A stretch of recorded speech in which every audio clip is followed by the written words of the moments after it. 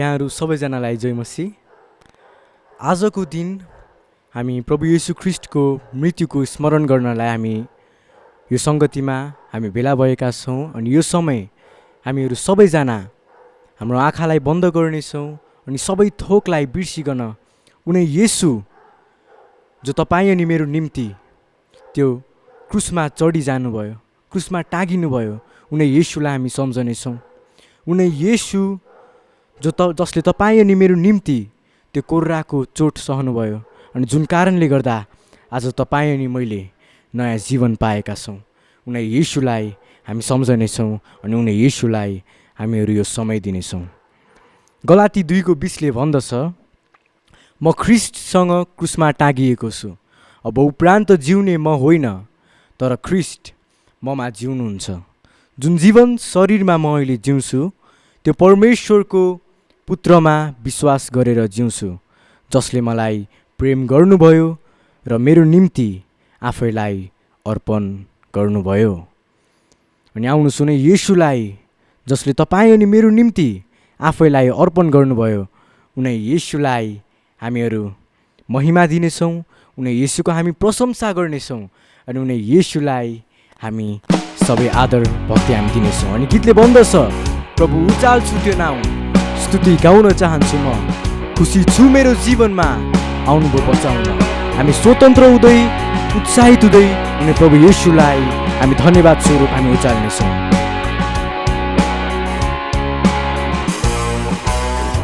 प्रभु उचाल छु त्यो नाउँ, स्तुति गाउन चाहन्छु म, खुसी छु मेरो जीवनमा आउनुभयो बचाउन। आउनुभयो स्वर्गबाट पृथ्वीबाट देखाउन, पृथ्वीबाट क्रुसमा हाम्रो ऋण चुकाउन, क्रुसबाट चिहानमा, चिहानबाट आकाशमा उचाल्छु तपाईको नाम। उचाल्छु त्यो नाम, स्तुति गाउन चाहन्छु म, खुसी छु मेरो जीवनमा आउनुभयो बचाउन। आउनुभयो स्वर्गबाट पृथ्वीबाट देखाउन, पृथ्वीबाट क्रुसमा हाम्रो ऋण चुकाउन, क्रुसबाट चिहानमा, चिहानबाट आकाशमा उचाल्छु तपाईको नाम। आउनुभयो स्वर्गबाट पृथ्वीबाट देखाउन, पृथ्वीबाट क्रुसमा हाम्रो ऋण चुकाउन, क्रुसबाट चिहानमा, चिहानबाट आकाशमा उचाल्छु तपाईको नाम, उचाल्छु तपाईको नाम, उचाल्छु तपाईको नाम, उचाल्छु तपाईको नाम। आउनुहोस् हामी मुख खोलेर धन्यवादको शब्द साथ उनी प्रभु येशूलाई हामी उचालौँ। हालेलुया, हालेलुया। प्रभु साँच्चै नै तपाईँ महान प्रभु हुनुहुन्छ, तपाईँ प्रशंसाको योग्य प्रभु हुनुहुन्छ। साँच्चै नै तपाईँले हाम्रो जीवनमा गर्नुभएको त्यो कामको लागि हामी तपाईँलाई हृदयदेखि धन्यवाद गर्दछौँ। साँच्चै नै तपाईँ महान प्रभु हुनुहुन्छ, तपाईँ असल प्रभु हुनुहुन्छ, तपाईँ प्रशंसाको योग्य हुनुहुन्छ। हामी तपाईँलाई हृदयदेखि धन्यवाद गर्दछौँ। तपाईँ प्रभुले गर्नुभएको त्यो साँच्चै नै हामी तपाईँलाई हृदयदेखि तपाईँ महान हुनुहुन्छ, तपाईँ असल प्रभु। हाम्रो चोट सहनुभयो प्रभु, तपाईँलाई हामी साँच्चै नै हृदयदेखि धन्यवाद गर्दछौँ। हामी तपाईँलाई धन्यवाद गर्दछौँ, तपाईँको हामी बढाइ गर्दछौँ। साँच्चै नै तपाईँ महान प्रभु हुनुहुन्छ, तपाईँ असल प्रभु हुनुहुन्छ, तपाईँ महिमाको योग्य हुनुहुन्छ, तपाईँ महिमाले पूर्ण हुनुहुन्छ। हामी तपाईँलाई धेरै धेरै धन्यवाद गर्दछौँ। ओ रिबामा कसिदेरी अन्धेरी अरला बरला बरला, ओ रिबामा कसिदेरी अन्धेरी अरला बरला बरला। हालेलुया हालेलुया शिकिरी अंधेरिया रिबा माकशिदेरिया हालेलुया प्रभु हालेलुया तपाईँ महान प्रभु हुनुहुन्छ हालेलुया साँच्चै नै हाम्रो निम्ति बाटो तयार गर्ने प्रभु तपाईँ हुनुहुन्छ हाम्रो निम्ति त्यो मार्ग तयार गर्ने प्रभु तपाईँ हुनुहुन्छ साँच्चै नै हामी तपाईँको बाटोमा हिँड्न चाहन्छौँ हामीलाई लिनुहोस् प्रभु आश्चर्य गर्ने प्रभु तपाईँ हुनुहुन्छ तपाईँ प्रभुको नाउँलाई हामी उचाल्छौँ तपाईँ महान प्रभु हुनुहुन्छ तपाईँ प्रशंसाको योग्य हुनुहुन्छ तपाईँले गर्नुभएको त्यो कामको लागि हामी तपाईँलाई साँच्चै नै धन्यवाद धन्यवाद भन्दछौँ तपाईँ प्रभुको हामी बढाइ गर्दछौँ साँच्चै नै तपाईँ महान प्रभु हुनुहुन्छ तपाईँ यस ठाउँमा हुनुहुन्छ हामीहरूको माझमा तपाईँले काम गर्दै हुनुहुन्छ साँच्चै नै हामी तपाईँलाई धन्यवाद भन्दछौँ धन्यवाद धन्यवाद हालेलुया रिबरला बरला बरला ओ रिबामा कसिदेरिया बरला बरला बरला हालेलुया हालेलुया प्रभु तपाईँलाई धन्यवाद रला बरला बरला बरला सदेरी अन्धेरिया रला बरला बरला तपाईँ यहाँ काम गर्नुहुने प्रभु तपाईँलाई धन्यवाद रला बरला बरला सदेरी अन्धेरिया रला बो रिबामा कसिदेरिया रला बो तपाईँ महान हुनुहुन्छ ओ रला बरला बरला बरला हालेलुया हालेलुया हालेलुया तपाईँ यहाँ हुनुहुन्छ म गर्छु आराधना तपाईँ यहाँ काम गर्नुहुन्छ म गर्छु आराधना तपाईँ यहाँ हुनुहुन्छ म गर्छु आराधना तपाईँ यहाँ काम गर्नुहुन्छ म गर्छु आराधना तपाईँ बाटो बनाउने आश्चर्य गर्ने बाचा निभाउने अन्धकारमा ज्योति प्रभु तपाईँ हुनुहुन्छ तपाईँ बाटो बनाउने आश्चर्य गर्ने बाचा निभाउने अन्धकारमा ज्योति प्रभु तपाईँ हुनुहुन्छ तपाईँ गर्नुहुन्छ म गर्छु आराधना तपाईँ पार्नुहुन्छ म गर्छु आराधना तपाईँ जीवन बोल्नुहुन्छ म गर्छु आराधना तपाईँ हृदय जोड्नुहुन्छ म गर्छु आराधना तपाईँ बाटो बनाउने आश्चर्य गर्ने बाचा निभाउने अन्धकारमा ज्योति प्रभु तपाईँ हुनुहुन्छ तपाईँ बाटो बनाउने आश्चर्य गर्ने बाचा निभाउने अन्धकारमा ज्योति प्रभु तपाईँ हुनुहुन्छ तपाईँ बाटो बनाउने आश्चर्य गर्ने बाचा निभाउने अन्धकारमा ज्योति प्रभु तपाईँ हुनुहुन्छ तपाईँ बाटो बनाउने आश्चर्य गर्ने बाचा निभाउने ढोकामा ज्योति प्रभु तपाईँ हुनुहुन्छ तपाईँ हुनुहुन्छ तपाईँ हुनुहुन्छ तपाईँ हुनुहुन्छ तपाईँ हुनुहुन्छ तपाईँ हुनुहुन्छ तपाईँ हुनुहुन्छ तपाईँ हुनुहुन्छ तपाईँ हुनुहुन्छ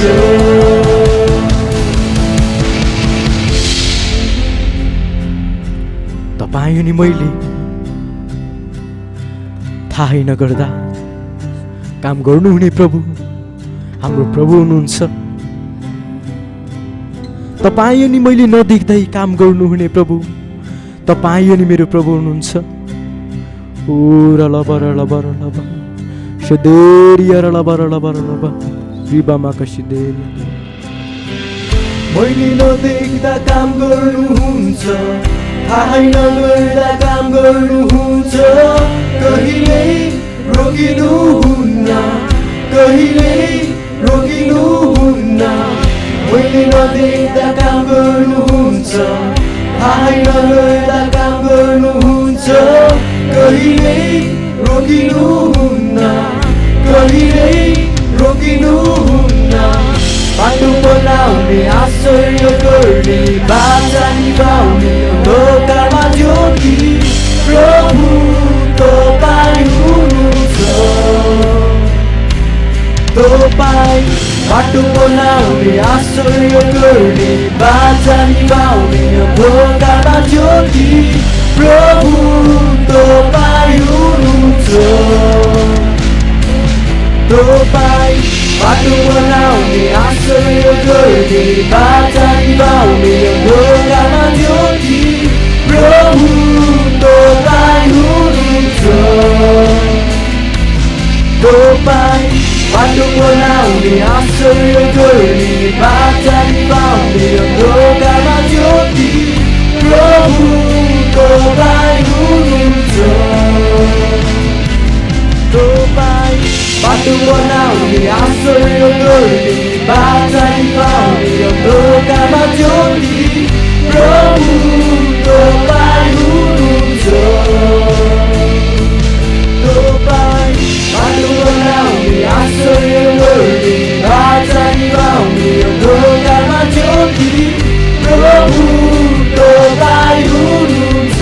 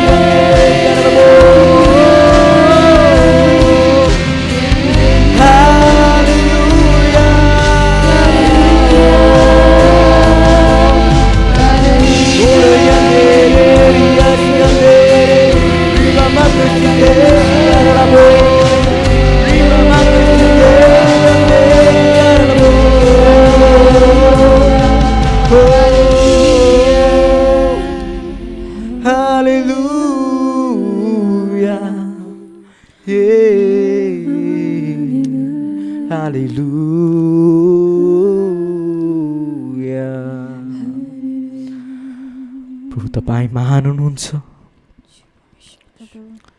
तपाईँ आश्चर्य कर्म गर्ने प्रभु हुनुहुन्छ। हामी तपाईँ प्रभुलाई धन्यवाद भन्दछौँ किनभने परमेश्वरले संसारलाई यस्तो प्रेम गर्नुभयो कि उहाँले आफ्नो एकमात्र पुत्र दिनुभयो ताकि उहाँमाथि विश्वास गर्ने कोही पनि नाश नहोस् तर त्यसले अनन्त जीवन पाओस्। उनी पिता परमेश्वरलाई हामी कति धन्यवाद भन्छौँ। हालेलुया। प्यारो पिता कति महान प्रेम गर्नुभयो हामीलाई पापबाट छुडाउनलाई आफ्नो पुत्र बलिदिनु भो। प्यारो पिता कति महान प्रेम गर्नुभयो, हामीलाई पापबाट छुडाउनलाई आफ्नो पुत्र बलिदिनु भो। हामी गाउँछौँ होसन्ना, राजाहरूका तपाईँ राजा, तपाईँको महिमा होस् सदा। तपाईँ प्रभु हाम्रो राजा, हामी गाउँछौँ होसन्ना,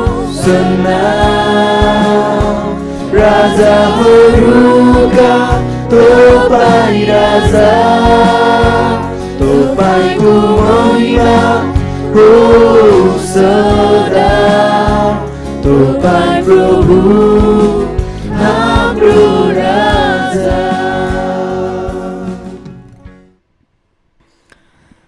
साँच्चै नै परमेश्वर पिता, हामी तपाईँलाई कति धन्यवाद भन्दछौँ, केवल हाम्रो पाप क्षमाको निम्ति, हामीलाई नयाँ जीवन दिनको निम्ति तपाईँ परमेश्वर पिताले आफ्नो एकमात्र पुत्रलाई बलिदिनुभयो। साँच्चै नै हामी तपाईँलाई धन्यवाद भन्दछौँ। ओ हालेलुया प्रभु, तपाईँले गर्नुभएको कामको लागि, त्यो अनुग्रहको लागि साँच्चै नै हामी तपाईँ प्रभुलाई धन्यवाद धन्यवाद भन्दछौँ। तपाईँ प्रभु उचालिनु भएको छ भने हामी विश्वास गर्दछौँ। साँच्चै नै तपाईँको उपस्थितिको लागि हामी तपाईँलाई हृदयदेखि धन्यवाद भन्दछौँ। सबै बिन्ती प्रार्थना माग्छु आशिष येशू प्रभुको नाउँमा, आमेन। यहाँहरू सबैजनालाई प्रभु येशू ख्रीष्टको नाउँमा जय मसीह। आज हामी गुड फ्राइडेको यो साँझमा हामी छौँ अनि गुड फ्राइडे चाहिँ प्रभु येशू ख्रीष्टले क्रुसमा भोग्नुभएको मृत्युको सम्झनामा प्रत्येक वर्ष मनाउने गरिन्छ। वास्तवमा परमेश्वरले मानिस जातिलाई यति प्रेम गर्नुभयो अनि उहाँले यो कथा रच्नुभयो, जुन कथा चाहिँ आजभन्दा लगभग 2000 वर्ष अगाडि यो मानव इतिहासमा उहाँले प्रकट गर्नुभयो। अनि यो घटना पवित्र धर्मशास्त्र बाइबलको 4वटा सुसमाचारको पुस्तकमा उल्लेख गरिएको छ। मत्ती 27 अध्याय, मर्कुस 15 अध्याय, लुका 23 र यूहन्ना 19 अध्यायहरूमा पनि यो घटना सविस्तार उल्लेख गरिएको छ। जस अनुसार प्रभु येशू ख्रीष्ट जब गेतसमनीको बगैँचामा प्रार्थना गरिराख्नु भएको हुन्छ, निश्चय नै उहाँलाई यो कुरा थाहा छ अबको केही समय पछाडि क्रुसमा उहाँ टाँगिन पर्छ अनि क्रुसको यो मृत्यु चाहिँ एकदमै विभत्स, दर्दनाक अनि एकदमै गाह्रो छ। अनि प्रभु येशू ख्रीष्टले यस बेलामा प्रार्थना गर्नुहुन्छ, हे मेरा पिता, हुन सक्छ भने यो कचौरा मबाट हटाइदिनुहोस्, तापनि मेरो इच्छा होइन तर तपाईँको इच्छा पुरा होस्। प्रभु येशू ख्रीष्टले यसरी 3 पल्टसम्म यो प्रार्थना गर्नुहुन्छ अनि त्यस बेलाको चेलाहरूले यसरी लेखेका छन्, उहाँले प्रार्थना गर्नुहुँदा उहाँको पसिना रगतको थोप्ला जस्तो गरी भुइँमा खसिरहेको थियो। अनि यसको केही समय पछाडि यहुदी धर्मगुरुहरू रोमी सिपाहीहरूको साथमा प्रभु येशू ख्रीष्टलाई पक्राउ गर्नका लागि गेतसमनीको बगैँचामा आउँछन् अनि उहाँलाई पक्राउ गरिएर अब यहुदीहरूको महासभामा लगिन्छ। पहिला हन्नास कहाँ लगिन्छ अनि हन्नासबाट केही केरकार भइसके पछाडि त्यसको कुनै परिणाम नआए पश्चात अब यहुदीहरूको महासभामा कैयाफाको सामुन्ने लगिन्छ अनि जाँच पडतालको पछि उहाँलाई पिलातसको सामुन्ने लगिन्छ। पिलातसले पनि अब यो कुराहरूको जाँच पडताल गरिसके पछाडि उहाँ चाहिँ गालिलको बासिन्दा हुनुहुन्छ भन्ने कुरा थाहा गरे पछाडि हेरोदकोमा पठाइन्छ। हेरोदले पनि यो कुराको केरकार गरिसके पछाडि उहाँमा जब कुनै दोष भेटाइँदैन अब येशू प्रभुलाई फेरि पनि पिलातसकोमा नै पठाइन्छ। अनि प्रभु येशूको विरुद्धमा यस बेलामा विशेष गरी 3वटा अभियोग लगाइएको हुन्छ। एउटा चाहिँ राष्ट्रलाई बहकाउने अभियोग, अर्को कैसरलाई कर नतिर्ने र आफैलाई राजा हु भनी दाबी गर्यो भनेर यो 3 प्रकारको अभियोग लगाइएको हुन्छ। अनि पिलातसले लामो केरकार पछाडि यो नतिजामा आउँदछ कि उनमा कुनै दोष भेट्टाउँदैन। अब त्यस पछाडि उहाँलाई छोडिदिने विचार गरेर पिलातस बाहिर आउँदछ। तर त्यो बेलाको भिडले यस्तो प्रकारले उनीहरू आएको हुन्छ, उनीहरूको मनसायलाई बुझेर पिलातसले अब विचार गर्दछ निस्तार चाडको समयमा प्रत्येक वर्ष उनीहरूको लागि एकजना कैदी उनीहरूको इच्छा अनुसार छोडिदिने प्रथा थियो। त्यसै अनुसार अब प्रभु येशूलाई र बरब्बालाई ल्याइन्छ अनि उनीहरूको अगाडि प्रश्न तेर्साइन्छ, तिमीहरू के चाहन्छौ, म कसलाई छोडिदिउँ, बरब्बा कि येशू? अनि त्यहाँका धर्मगुरुहरूले त्यहाँका मानिसहरूलाई यसरी सुर्याउँछन्, बरब्बालाई छोडिदिने र येशूलाई क्रुसमा टाङ्ने माग गर्नका लागि त्यहाँका मानिसहरूलाई सुर्याउँछन्। अनि जब पिलातसले फेरि यो प्रश्न गर्दछ अनि त्यहाँका मानिसहरूले बरब्बालाई छोडिदिन आग्रह गर्दछ, येशूको सट्टामा बरब्बालाई छोडिन्छ। अनि त्यस पछाडि फेरि पिलातसले सोध्दछ, अनि तिमीहरूका यहुदीहरूका राजा येशूलाई के गर्ने त? अनि उनीहरूले सबैले एकमत गरिकन उनीहरूले भन्दछ त्यसलाई क्रुसमा टाङ्नुहोस्। सबैजना चिच्याइरहेको छ त्यसलाई क्रुसमा टाङ्नुहोस्। अनि पिलातसले भन्छ उसलाई मैले त्यस्तो केही दोष उसमा भेट्टाउँदिनँ। अनि त्यस पछाडि पिलातसलाई नै अझ उक्साएर उनीहरूले क्रुसमा टाङ्नका लागि उनीहरूले जिद्दी गर्दछ। अनि उनीहरूको यो आग्रहलाई पुरा गर्नका लागि पिलातसले अब येशूलाई कोर्रा लगाएर क्रुसमा टाङ्ने आज्ञा दिँदछ। त्यस पछाडि सिपाहीहरूले प्रेटोरियममा अर्थात् महलमा लगेर सबै पल्टनलाई भेला गराइकन येशू प्रभुको बाहिरी वस्त्र फुकालेर अब बैजनी रङको वस्त्र पहिराइदिन्छन्। अनि काँडाबाट एउटा मुकुट गुथेर उहाँको शिरमा त्यो मुकुट लगाइन्छ। अनि निगालो राजदण्डको रूपमा अगाडि दिएर अनि घोडा टेकिकन उनीहरूले येशू प्रभुको गिल्ला गर्दै उनीहरूले भन्दछन्, सलाम यहुदीहरूका राजा। यस्तो प्रकारले येशू प्रभुको अपमान अनि गिल्ला गर्ने काम गरिन्छ। त्यस पछाडि फेरि त्यो वस्त्र फुकालेर उहाँको आफ्नो वस्त्र लगाइदिकन अब उहाँलाई यरुसलेमबाट बाहिर निकाल्ने काम गरिन्छ। यसरी हामीले यहाँ हेर्दाखेरि येशू प्रभुलाई पक्राउ गरिसके पछाडि अब यहुदीहरूको सामुन्ने पनि अनि अयहुदीहरूको सामुन्ने पनि उहाँको जाँच पडताल पश्चात उहाँलाई अब क्रुसमा टाङ्ने फैसला गरिएको छ। अनि येशू प्रभुलाई उनीहरूले क्रुस बोकाएर यरुसलेमको पर्खाल बाहिर गलगथातिर लाने काम हुन्छ। यहुदीहरूको प्रथा अनुसार ईश्वर निन्दा गर्ने व्यक्तिलाई छाउनी बाहिर लगेर ढुङ्गाले हानेर मार्न पर्ने। उहाँलाई यरुसलेमको पर्खाल बाहिर पनि लगिन्छ, तर ढुङ्गाले हानेर मार्ने काम गरिँदैन। उहाँलाई क्रुसमा टाङ्ने आज्ञा गरिएको छ। अनि क्रुसको मृत्यु चाहिँ अति लज्जास्पद, विभत्स अनि दर्दनाक मृत्यु हो। लामो समयसम्म क्रुसमा झुन्ड्याएर मारिन्छ। अनि यो चाहिँ त्यो बेला राजा अलेक्जेन्डर महानले यो दण्डको आविष्कार गरेको थियो भनेर भनिन्छ। अनि रोमीहरूले पनि यहीँबाट यो कुरा सिके।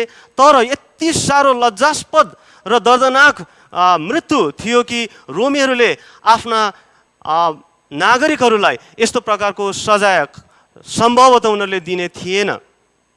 तर येशू प्रभु यहुदी हुनुहुन्छ अनि त्यस कारणले गर्दा उनीहरूले क्रुसमा टाङ्ने आज्ञा दिएको छ। येशू प्रभु आफैले त्यो क्रुस बोकेर अब यरुसलेमबाट गलगथातिर जानुहुन्छ, जसलाई ग्रिकमा कल्भरी भनिन्छ अर्थात् खप्परे डाँडा। अनि उहाँ बाटोमा जाँदै गर्दा रुफसका बाबु कुरेनी बासिन्दा सिमोनले त्यो क्रुस बोक्नलाई सघाउँछ।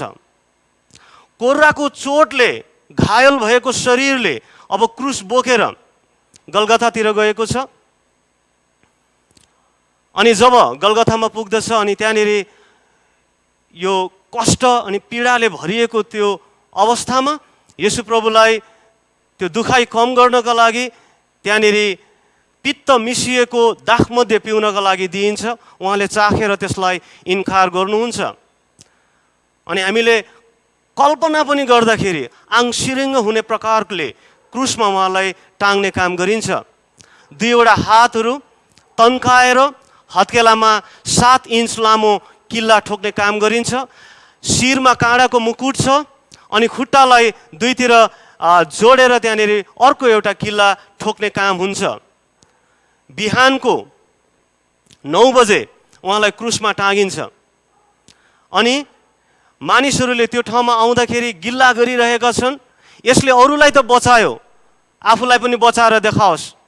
अनि कसैले चाहिँ यसरी भन्छ, परमेश्वरको पुत्र हो भनेदेखि यसले आफैलाई त्यहाँबाट बचाएर देखाओस्, क्रुसबाट तल ओर्लेर आइज, अनि हामीहरू विश्वास गर्छौँ। यस्तो प्रकारले मानिसहरूले अपमान गरिरहेका छन्, गिल्ला गरिरहेको छ। तर यहाँनिर हामीले बुझ्नुपर्ने कुरा चाहिँ प्रभु येशू ख्रीष्ट आफूलाई बचाउनका लागि क्रुसमा जानुभएको होइन। उहाँ सारा मानिसहरूको पाप बोकेर मानिसहरूलाई बचाउनका लागि क्रुसमा जानुभएको हो। अनि मानिसहरूले गिल्ला गर्छन्। अनि त्यति मात्र होइन, त्यो क्रुसको माथितिर उहाँको निम्ति एउटा दोषपत्र लेखिएर टाँगिएको छ, जसमा लेखिएको छ नासरतका येशू यहुदीहरूका राजा। यूहन्नाले बताए अनुसार ग्रिक भाषामा, हिब्रू भाषामा अनि ल्याटिन भाषामा यो लेखिएर राखेको छ। अनि मानिसहरू त्यहाँ आउँछन्, हेर्छन् अनि येशूको गिल्ला गर्दै जाँदछ। अन्जानमै भए तापनि उनीहरूले यो कुरा स्वीकार गरेको छ, येशू यहुदीहरूका राजा।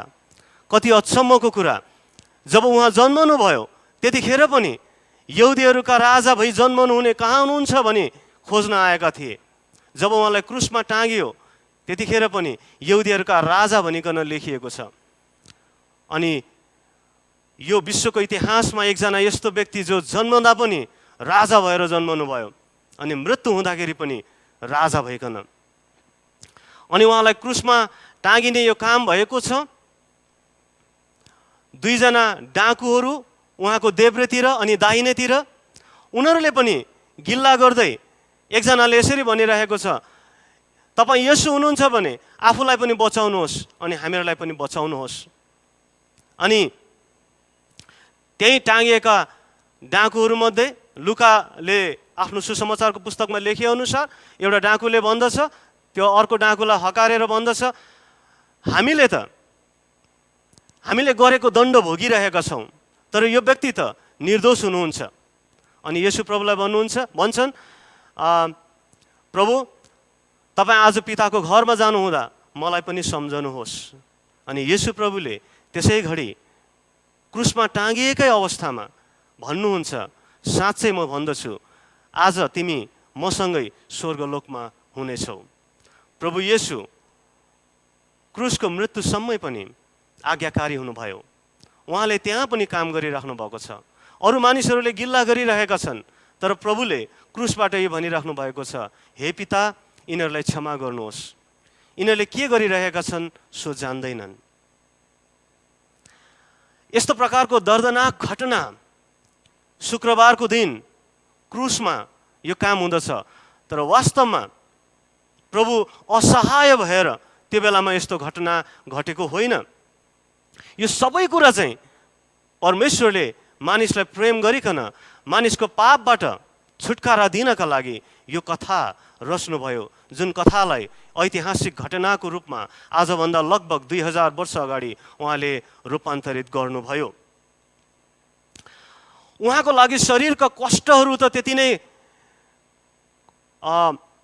गाह्रो अवस्था त छ, तर हामीले हेऱ्यौँ भने त्योभन्दा अझ गाह्रो अवस्था चाहिँ हामीले त्यहाँनिर देख्न सक्दछौँ जब येशू प्रभुले यो चित्कार गर्नुहुन्छ अनि क्रुसबाट पितालाई यसो भन्नुहुन्छ, इलोय इलोय लामा सबखथनी, अर्थात् हे मेरा परमेश्वर तपाईँले मलाई किन त्याग्नुभयो। भजन लेखकले दाउदले पनि भजन 22 मा यही कुरालाई उल्लेख गरेको छ। वास्तवमा परमेश्वर पिताले आफ्नो पुत्रलाई त्याग्न सक्नुहुन्न। उहाँ परमेश्वरको प्रिय पुत्र हुनुहुन्छ। तर वास्तवमा यस बेलामा प्रभु येशूमाथि हामी सबैको अधर्म हालिएको छ। पापै नचिन्नु हुनेलाई परमेश्वरले हाम्रा खातिर पाप बनाउनु भएको छ अनि परमेश्वरको पापसँग कुनै सहभागिता हुँदैन। त्यसकारण परमेश्वरले यो बेलामा येशू प्रभुबाट आफ्नो मुख फर्काउनु भयो। हामी सम्झन सक्छौँ एउटा पुत्रको लागि पिताले मुख फर्काउनु भएको समय चाहिँ शरीरको कष्टभन्दा पनि यो ठुलो कष्ट थियो।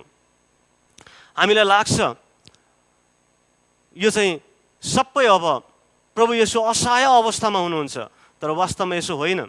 प्रभु येशूलाई यो सबै कुरा थाहा थियो र उहाँले आफ्नो मृत्युभन्दा अगाडि उहाँले आफ्नै मृत्युको बारेमा पनि भविष्यवाणी गर्नुभएको थियो।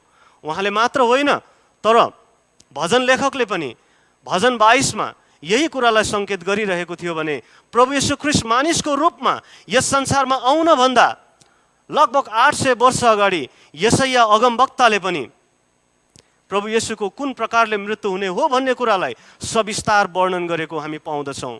यशाया 53 अध्यायमा हामीले यो लेखेको पाउँदछौँ। यशाया 53 अध्यायको 1 देखि 11 सम्म। हाम्रा समाचार कसले विश्वास गरेको छ? औ परमप्रभुको बाहुबल कसलाई प्रकट गरियो? किनकि ऊ त्यसको सामु कलिलो बोट जस्तो र सुक्खा जमिनबाट जरा जस्तो बढ्यो। हामीले हेर्दा देख्ने उसको न केही रूप न त शोभा नै थियो, न उसमा हामीलाई मनपर्ने केही सुन्दरता नै थियो। ऊ मानिसहरूबाट घृणित भयो र हामीले उसलाई कुनै मोलका गनेनौँ।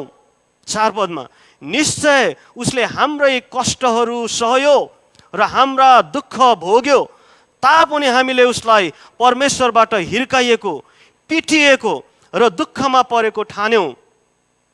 तर उता हाम्रा अपराधको निम्ति घायल भयो, उसले हाम्रा अधर्मका निम्ति चोट पायो। हाम्रै शान्तिको निम्ति दण्ड उसमाथि पर्यो र उसले पाएको कोर्राको चोटले हामी निको भयौँ। हामी सबै भेडा झैँ बरालिएका छौँ, हामी हरेक आफ्नै बाटोतिर लागेका छौँ औ परमप्रभुले उसमाथि हाम्रा सबै अधर्म हालिदिनु भयो। ऊ थिचोमिचोमा पर्यो र उसलाई कष्ट थियो, तापनि उसले आफूलाई नम्र तुल्याएर आफ्नो मुख खोलेन। मारिनलाई लगेको थुमा र आफ्नो उन कत्रनेको सामु भेडा लाटो भए झैँ उसले आफ्नो मुख खोलेन। उसलाई अत्याचार गरियो र दोष लगाएर ऊ लगियो। उसको पुस्ता मध्येको कसले विचार गर्यो कि ऊ जीवितहरूको देशबाट अलग गरियो र मेरो प्रजाको अपराधको निम्ति उसमाथि कुटाइ पर्यो। औ तिनीहरूले उसको चिहान दुष्टहरूसित बनाए र मृत्युमा धनी उसको साथमा भयो। उसले केही उपद्रव गरेन, उसको मुखमा केही छल थिएन, तापनि उसलाई चोट पार्न परमप्रभुको इच्छा भयो। उहाँले उसलाई दुःखमा पार्नुभयो। जब उसले आफैलाई पापको निम्ति बलिदान गर्छ तब उसले आफ्नो सन्तान देख्नेछ, उसले आफ्नो दिन बढाउनेछ र परमप्रभुको इच्छा उसमा पुरा हुनेछ। उसको प्राणको वेदना देखेर परमप्रभु सन्तुष्ट हुनुहुनेछ। आफ्नो ज्ञानद्वारा धर्मीजन मेरो दासले धेरैलाई धर्मीको गणनामा ल्याउनेछ र उसले तिनीहरूका अधर्म बोक्नेछ। यसै कारण मानिसहरूसँगै उसलाई पनि म भाग बाँडिदिनेछु र उसले लुटको माल सामर्थ्यहरूसित बाँड्नेछ। किनभने उसले आफ्नो जीवन रक्त खन्याएर प्राण दियो र ऊ अपराधीहरूको गन्तीमा गनियो, तापनि उसले धेरैको पाप बोक्यो र अपराधीहरूका निम्ति अर्ज बिन्ती गर्यो। यसरी प्रभु येशू ख्रीष्टको मृत्युको बारेमा यशाया अगमवक्ताले धेरै अगाडि नै उहाँको मृत्यु कसरी हुने हो भन्ने सविस्तार वर्णन गरेको हामीले पाउँदछौँ। अब यूहन्नाको सुसमाचार 19 अध्यायको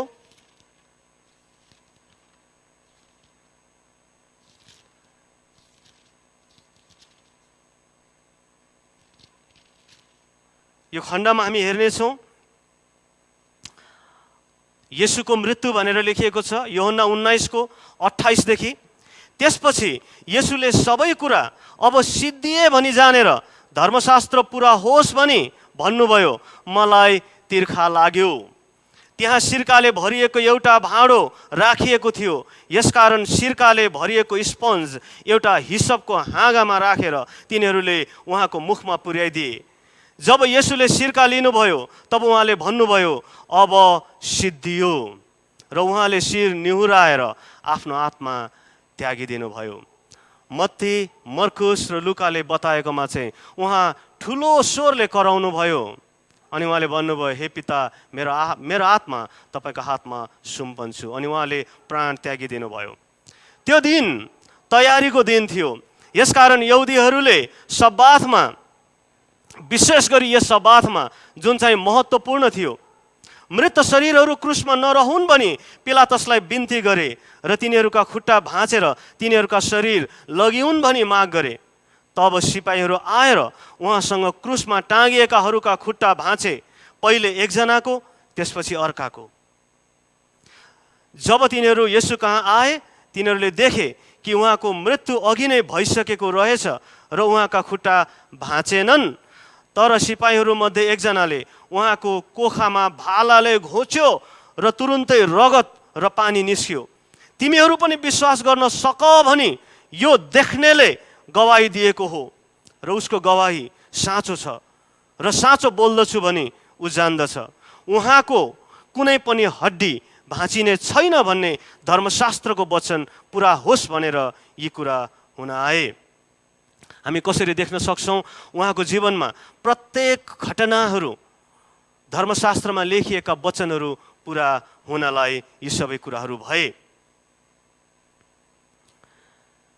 येशू प्रभुलाई असहाय रूपमा नै यदि हामीले देख्दछौँ भनेदेखि पावलले कोरिन्थीहरूलाई लेखेको पत्र 1:18 भने चाहिँ, किनकि क्रुसको सन्देश नष्ट भइरहेकाहरूका निम्ति मूर्खता हो, तर हामी उद्धार पाइरहेकाहरूका निम्ति परमेश्वरको शक्ति हो।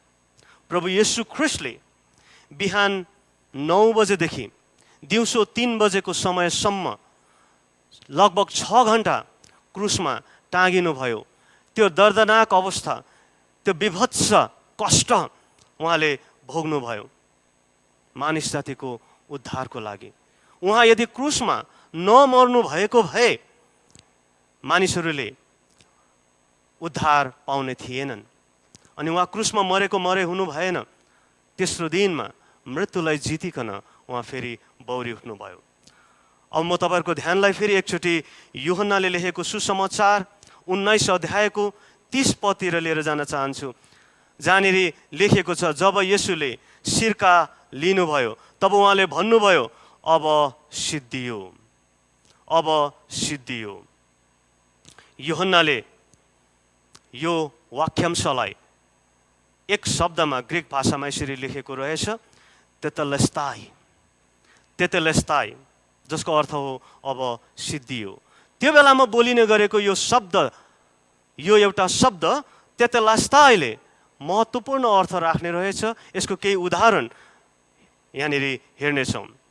जब कुनै एकजना मान्छे, काम गर्न मान्छे, उसको मालिकले उसलाई दिएको कठिन भन्दा पनि कठिन प्रकारको काम उसले गरेर सिद्ध्याउँदछ अनि आफ्नो मालिकको सामु आएर उसले भन्दछ, तेतेलेस्ताई, अर्थात् मैले सबै कठिन परिस्थितिहरू, यी बाधाहरू सबै कुरा पार गरिकन तपाईँले मलाई जिम्मामा दिनुभएको काम मैले पुरा गरेर सिद्ध्याएँ, तेतेलेस्ताई। त्यसै गरिकन यहुदी जातिहरूको माझमा पनि एउटा यस्तो प्रकारको चलन रहेछ। उनीहरूले बलिदानको भेटी जब मन्दिरमा लिएर यहुदी जातिहरू आउँदछन् अनि प्रधान पुजारीले त्यसको जाँच पडताल गरे पछाडि यो निष्खोट छ, यो ठिक छ, शुद्ध छ, पवित्र छ, यसलाई अब स्वीकार गरिएको छ भनेर जनाउनका लागि उनीहरूले ग्रिकमा त होइन, उनीहरूले हिब्रू भाषामा सालेम भन्ने रहेछ, जसको अर्थ पनि तेतेलेस्ताई भन्ने लाग्छ। अर्थात् तिम्रो भेटी स्वीकार गरिएको छ, यो सिद्ध छ, तेतेलेस्ताई। त्यसै गरिकन अर्को एउटा यस्तो अवस्थामा पनि यो शब्दलाई प्रयोग गरिने रहेछ, जब बजारमा बेच्नलाई राखिएको कुनै सामान अथवा कुनै वस्तु किन्नका लागि कोही व्यक्ति आउँछ अनि त्यो वस्तुको लागि अथवा त्यो सामानको लागि तोकिएको मूल्य पुरा रूपले तिरिदिँदछ। अब बेच्नेले त्यो मूल्य पाउँछ अनि किन्न जानेले त्यो सामान अब आफ्नो बनाउँदछ। अब यो मेरो भयो, यसको पुरा मूल्य मैले तिरिदिएँ भन्ने कुरा बताउँदछ भने त्यतिखेर पनि भन्ने रहेछ तेतेलस्ताई, पेड इन फुल, पुरा रूपले यो मोल तिरिएको छ, यो कारोबार सम्पन्न भयो, अब यो वस्तु मेरो हो, तेतेलस्ताई। त्यस्तै गरी अर्को पनि एउटा अवस्था म यहाँनिर बताउन चाहन्छु। तेतेलस्ताईले कसरी अर्को अवस्था बताउँदो रहेछ। कुनै कलाकारले अथवा भनौँ चित्रकारले जब एउटा चित्र कोर्ने काम गर्छ, चित्रमा रङ भर्ने काम गर्छ अनि यो चित्र कोर्ने काम पुरा रूपले सकिएपछि अब यसमा थप्नुपर्ने एउटा बिन्दु पनि त्यहाँनिर छैन, अब एउटा कुनै रङ पनि मैले थप्नुपर्ने छैन, अब यो काम पुरा रूपले सुसम्पन्न भयो, सिद्धियो भन्ने कुरा जनाउनु छ भने त्यतिखेर भन्ने रहेछ तेतेलस्ताई, अर्थात् त्यो चित्र बनाउने काम पुरा भयो, त्यसमा थप्नुपर्ने अब कुनै कुरा पनि बाँकी छैन। त्यसै गरिकन जब कुनै बुवाले आफ्नो छोरा या छोरीलाई कुनै काम अराएको हुन्छ, पढ्ने काम भनौँ या अरू कुनै काम, अनि जब त्यो काम गरिकन सिद्ध्याउँदछ अनि छोराले आएर बाबुको अगाडि भन्दछ तेतेलस्ताई, अर्थात् त्यो काम मैले पुरा गरेर सकेँ, तपाईँले दिनुभएको जिम्मेवारी मैले पुरा गरेर सकेँ। अनि बुबाको प्रत्युत्तर, यो तेतेलस्ताई प्रति बुबाको प्रत्युत्तर यो हुन्छ स्याबास मेरो छोरा, स्याबास मेरो छोरी, तिमीसित म प्रसन्न छु। यूहन्नाले यहाँनिर बताएको खण्डमा हामीले त्यही देख्छौँ, अब सिद्धियो। अनि उहाँले आफ्नो आत्मा परमेश्वर पिताको हातमा सुम्पनु भयो। अब सिद्धियो भनेर यहाँ भनिएको कुराले अब मैले हार खाएँ भन्ने कुरा होइन, अब मैले जुन जिम्मेवारी लिएर आएको थिएँ त्यो पुरा गरेँ। उहाँ क्रुसको मृत्युसम्म पनि आज्ञाकारी हुनुभयो। अब सिद्धियो। तब के काम सिद्धियो? विभिन्न कामहरू सिद्धिएको छ अनि विशेष गरिकन चारवटा कुराहरू हामीले हेर्नेछौँ। एउटा चाहिँ हो पापको ज्याला तिरियो र शैतानको र पापको बन्धनबाट छुटकारा दिनुभयो। अनि दोस्रो कुरा चाहिँ हो परमेश्वरको क्रोध शान्त पारियो। अनि तेस्रो कुरा हो पापको कारणले बिराना भएकालाई परमेश्वरमा मिलाप प्राप्त भयो। अनि चौथो चाहिँ हो उहाँको धार्मिकता हामीमा हालियो। हामीले देख्न सक्छौँ कसरी रोमी 3:23 बताएको छ, किनकि सबैले पाप गरेका छन् र परमेश्वरको महिमासम्म पुग्नबाट चुकेका छन्। रोमी 6:23 बताउँछ पापको ज्याला मृत्यु हो। अनि सबै मानिसहरूले पाप गरेका छन्, पापको ज्याला मृत्यु हो। अनि हिब्रू 9:22 बताउँदछ वास्तवमा व्यवस्था अनुसार रगतले प्राय सब थोक शुद्ध पार्दछ, रगत नबगाइकन पापको क्षमा हुनै सक्दैन। हिब्रू 10:4 भन्छ साँडे र बोकाहरूको रगतले पाप मोचन गर्न असम्भव छ। त्यसकारण प्रभु येशू ख्रीष्टको रगत क्रुसमा बगाइनु आवश्यक पर्यो। हिब्रू 9:15 अलिकति पछाडिपट्टि हेऱ्यौँ भनेदेखि त्यहाँ लेखेको छ किनकि एकजनाको मृत्युको मोल भइसकेको छ, जसद्वारा पहिलो करारको समयमा भएका अपराधहरूबाट उद्धार पाइन्छ। पहिलो करारको समयमा भएका अपराधहरूबाट उद्धार पाइन्छ। एकजनाको पापको मोल भइसकेको छ। गलाती 3:13-14 हामीले हेऱ्यौँ भने यसरी लेखेको छ हाम्रा निम्ति शराब बनेर ख्रीष्टले हामीलाई व्यवस्थाको शराबबाट मोल तिरेर छुटाउनु भयो, किनकि काठमा झुन्डिने हरेक श्रापित हुन्छ भन्ने लेखिएको छ। उहाँले हामीलाई मोल तिरेर छुटाउनु भयो। पत्रुस जो यो घटनाको साक्षी पनि हो अनि उसले लेखेको पहिलो पत्रको पहिलो अध्यायको 18 र 19 पदमा यसरी बताउँदछ तिमीहरू जान्दछौ कि आफ्ना पिता पुर्खाबाट आएका व्यर्थका कुराहरूदेखि सुन वा चाँदी जस्ता नाश हुने थोकहरूद्वारा दाम तिरी तिमीहरू छुट्याएका होइनौ, तर निष्खोट र निष्कलङ्क थुमाको जस्तो ख्रिस्टको अनमोल रगतद्वारा दाम तिरी छुट्याइएका छौ। पावलले कलसीहरूलाई लेखेको पत्र 2 अध्यायको 13, 14 अनि 15 पदमा हामीले हेऱ्यौँ भनेदेखि त्यहाँनिर पाउन सक्दछौँ, तिमीहरू आफ्नो अपराध र शरीर अनुसार बेखतनामा मरेका थियौ, तर परमेश्वरले हाम्रा सबै अपराध क्षमा गरिदिएर उहाँसँगै जीवित पार्नुभयो र हाम्रो विरुद्धमा रहेको तमसुक र त्यसका सबै कानुनी दाबीहरूलाई क्रुसमा किला ठोकी रद्द गरिदिनु भयो।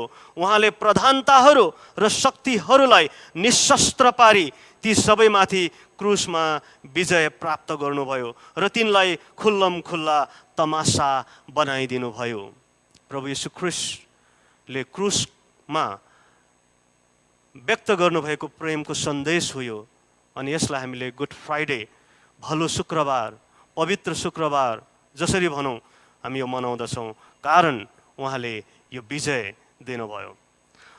दोस्रो कुरा हामीहरू हेर्न सक्दछौँ, परमेश्वरको क्रोध शान्त पारियो। जब पहिलो मानिस आदमले पाप गर्यो, पापले मृत्यु ल्यायो।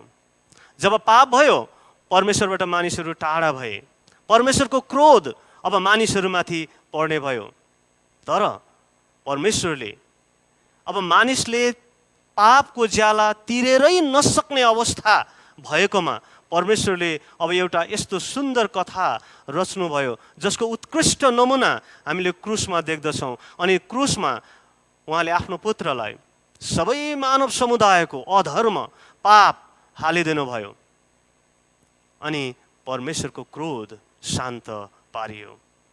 तेस्रो कुरा छ, पापको कारणले बिराना भएकालाई परमेश्वरमा मिलाप प्राप्त भयो। त्यसकारण क्रुसको प्रेमको यो सन्देश मिलापको पनि सन्देश हो।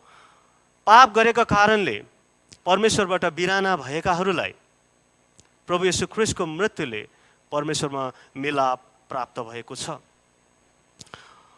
पावलले रोमीहरूलाई लेखेको पत्र 5 अध्यायको 10 अनि 11 पदमा हामीले हेऱ्यौँ भने पाउँछौँ, किनकि हामी शत्रु छँदै उहाँका पुत्रको मृत्युद्वारा परमेश्वरसँग हाम्रो मिलाप भएको थियो भने झन् बढी अब उहाँसँगै मिलाप भएका हुनाले ख्रिस्टको जीवनद्वारा हामी बचाइनेछौँ। यति मात्र होइन, तर हाम्रा प्रभु येशू ख्रिस्टद्वारा परमेश्वरमा हामी रमाउँदै पनि छौँ। उहाँद्वारा अब हामीलाई परमेश्वरसँग मिलाप प्राप्त भएको छ, मिलाप प्राप्त भएको छ। अब चौथो अनि आखिरी कुरा हामी हेर्नेछौँ, उहाँको धार्मिकता हामीमा हालियो। जब पहिलो आदमले पाप गर्यो अनि परमेश्वरले त्यस बेलामा एउटा पशुलाई मारेर त्यसको छालाबाट वस्त्र बनाइकन पहिलो मानिसको लास ढाक्नका लागि वस्त्र पहिराइदिनु भयो। अब दोस्रो आदम प्रभु येशू ख्रिस्ट उहाँ क्रुसमा मरिकन उहाँको धार्मिकता हामीहरूलाई पहिराइदिनु भयो। त्यो छालाको वस्त्रले मानिसहरूको लास ढाक्दथ्यो, प्रभु येशू ख्रिस्टको मृत्युले मानिसहरूको पाप ढाक्दछ अनि धार्मिकता प्राप्त गर्दछ। पहिलो पत्रुस 2:24 यसरी लेखिएको छ, हामी पापका लेखी मरेर धार्मिकताको लेखी जियौँ भनी उहाँले क्रुसमा आफ्नै शरीरमा हाम्रा पाप बोक्नुभयो। उहाँकै चोटहरूद्वारा तिमीहरू निको भयो। रोमीहरूलाई पावलले लेखेको पत्र 3 अध्यायको 25 अनि 26 पदमा हामीले देख्छौँ, परमेश्वरले उहाँको रगतद्वारा प्रायश्चितको बलिदान स्वरूप प्रस्तुत गर्नुभयो, जुन प्रायश्चित विश्वासद्वारा ग्रहण गर्नु पर्दछ। यो काम परमेश्वरले आफ्नो धार्मिकता देखाउनलाई गर्नुभयो, किनभने उहाँको ईश्वरीय धैर्यमा अगाडिका पापहरूलाई उहाँले वास्ता गर्नुभएको थिएन। 26 पद, परमेश्वर आफै धर्मी हुनुहुन्छ र येशूमा विश्वास राख्नेहरूलाई उहाँले धर्मी ठहराउनुहुन्छ भन्ने कुरा प्रमाण गर्नलाई उहाँले वर्तमान समयमा यो गर्नुभयो।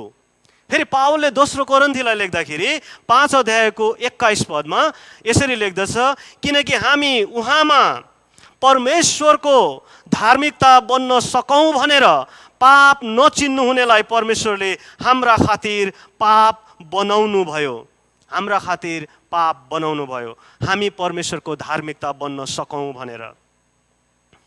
फेरि दोस्रो कोरिन्थी 5:14 र 15 पनि यसरी लेखिएको छ, ख्रिस्टको प्रेमले हामीलाई बाध्य गराउँछ, किनभने हामीलाई यो निश्चय छ कि सबैका निम्ति एकजना मर्नु भएको हुनाले सबै मरे, उहाँ सबैका निम्ति मर्नुभयो ताकि बाँच्नेहरू अब उसो आफ्नै निम्ति बाँच्ने होइन तर उहाँको निम्ति बाँचुन्, जो तिनीहरूका खातिर मर्नुभयो र फेरि जीवित पारी उठाइनुभयो। परमेश्वरले क्रुसमा आफ्नो प्रेमको सन्देश यसरी बाँड्नुभयो। परमेश्वरले आफ्नो प्रेमलाई यसरी प्रकट गर्नुभयो। हामी पापी छँदै हाम्रा निम्ति ठिक समयमा उहाँ मर्नुभयो। हामीहरूलाई पापबाट, पापको दोषबाट, पापको उपस्थितिबाट छुटाउनलाई, परमेश्वरको क्रोध शान्त गर्नलाई, परमेश्वरसँग मिलाप गराउनलाई अनि हामीहरूमा धार्मिकता पहिराउनलाई परमेश्वरले आफ्नो प्रेम यसरी प्रकट गर्नुभयो। परमेश्वरको प्रेमको प्रतिक्रिया, परमेश्वरको यो प्रेमको प्रत्युत्तर हाम्रो जीवनबाट के हुने हामी विचार गरौँ। परमेश्वरले यहाँहरू सबैजनालाई धेरै धेरै आशिष दिनुभएको होस्। जय मसीह।